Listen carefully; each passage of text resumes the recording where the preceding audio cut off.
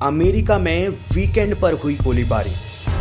एक नहीं, दो नहीं, तीन नहीं, बल्कि 11 गोलीबारी की हुई घटना है। गोलीबारी में अब तक 17 की मौत, 62 घायल।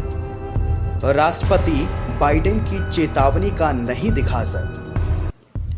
खबरों से मिली जानकारी के मुताबिक अमेरिका में सप्ताह के अंत में हुई गोलीबारी की घटनाओं में कम से कम 17 लोगों की मौत हो गई और 62 घायल हुए हैं। हालांकि कुछ दिनों पहले ही बाइडेन ने कहा था कि अपराधियों को बख्शा नहीं जाएगा और उनके खिलाफ कड़ी कार्रवाई की जाएगी। इसके बावजूद देश में गोलीबारी की घटनाएं जारी हैं। कह सकते हैं कि सबसे शक्तिशाली देश अमेरिका के सबसे शक्तिशाली राष्ट्रपति जो बाइडेन की चेतावनी का भी कोई असर नहीं दिखा है। राष्ट्रपति की चेतावनी के बावजूद गोलीबारी की घटनाएं लगातार बढ़ रही हैं। शनिवार देर रात फिलाडेल्फिया के साउथ स्ट्रीट मनोरंजन जिले में एक भीड़ भाड़ वाले चौराहे पर कई सक्रिय निशानेबाजों द्वारा की गई गोलीबारी में 3 लोगों की मौत हो गई और कम से कम 11 लोग घायल बताए जा रहे हैं। देश भर में हुई सामूहिक गोलीबारी में से ये एक है। फिलाडेल्फिया की शूटिंग देश भर में कम से कम 11 में से एक थी, जिसमें शुक्रवार की रात और रविवार आधी रात के बीच हिंसक घटना में 4 से ज्यादा पीड़ित शामिल बताए जा रहे थे, जिसमें टेनेसी के चट्टानूगा में 3 लोगों की मौत हो गई थी और 11 घायल हुए थे। उधर एक अन्य घटना में 3 लोग मारे गए। देश भर में गोलीबारी पर नजर रखने वाली वेबसाइट गन वायलेंस आर्काइव के अनुसार सोकोरो, टेक्सास में एक ग्रेजुएशन पार्टी में और फिनिक्स में एक स्ट्रिप मॉल में एक 14 वर्षीय लड़की की मौत हो गई और 8 लोग घायल हो गए। फिलाडेल्फिया शूटिंग वेस्ट चौराहे पर शनिवार आधी रात से ठीक पहले हुई।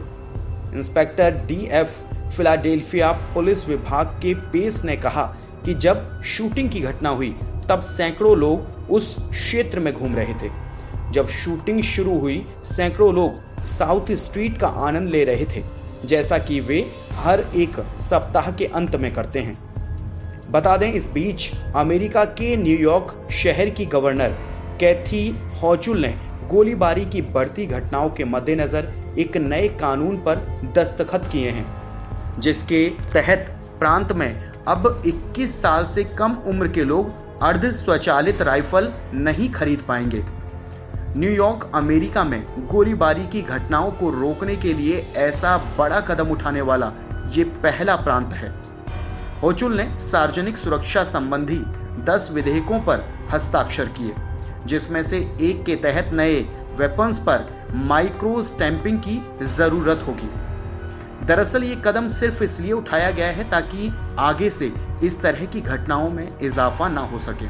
खैर, आप सभी जानते हैं कि अमेरिका में भारतीय मूल के लोगों की अच्छी खासी आबादी है और अगर ऐसे में आपका भी कोई अपने परिवार का सदस्य या फिर कोई जानकार अमेरिका में है तो आपके और आपके अपने के लिए ये खबर बहुत मायने रखती है। इस खबर को लेकर अगर आप कोई प्रतिक्रिया देना चाहें तो आप कमेंट जरूर कीजिए, क्योंकि हमारा विश्वसनीय चैनल विकासशील भारत देश और दुनिया की तमाम जानकारियों को आप तक पहुंचाने का पूरा प्रयास करता है, जिससे आपको घर बैठे ही आपके मोबाइल फोन पर सबसे पहले सटीक जानकारी मिल सके। कृपया आप इस वीडियो को अपने लोगों में शेयर जरूर करें। बाकी और जानकारी के लिए बने रहें विकासशील भारत के साथ। जय हिंद, जय भारत।